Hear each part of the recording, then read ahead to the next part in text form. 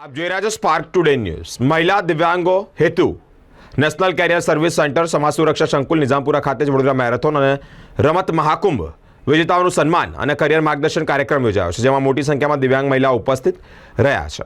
ભારત સરકાર દ્વારા સંચાલિત દિવ્યાંગો માટે નેશનલ કેરિયર સર્વિસ સેન્ટર વડોદરાના નિઝામપુરા ખાતે જ્યારે યોજાયું હોય ત્યારે નેશનલ કરિયર સર્વિસ સેન્ટર અને વડોદરાના હેડ યોગેશ્વર યાદવ, હાલ્દી કેમ્પસના એનજીઓ ફાઉન્ડર પ્રમુખ લીના ઠક્કર સહિત સંસ્થાના અગ્રણીઓ ઉપસ્થિત રહ્યા છે।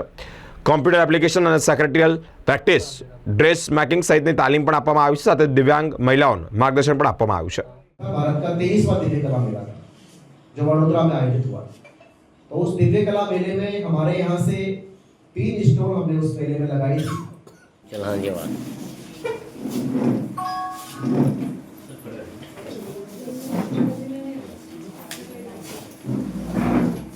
एनजीओ की फाउंडर हैं, उन्हें समाज सेवा के क्षेत्र में महत्वपूर्ण योगदान देने के लिए प्रतिष्ठित अवार्ड से भी सम्मानित किया गया है। उन्हें 20 से ज्यादा अवार्ड मिल चुके हैं।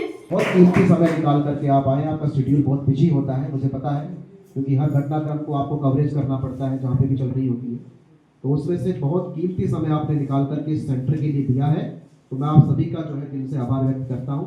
इनमें इतनी स्किल है कि ये हर क्षेत्र में प्रवीण है, जो कि हमने देखा है।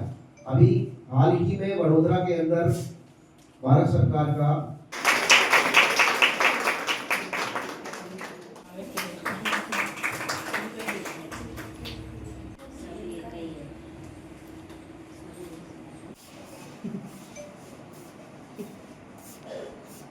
बेस्ट से बेस्ट बनाएगा।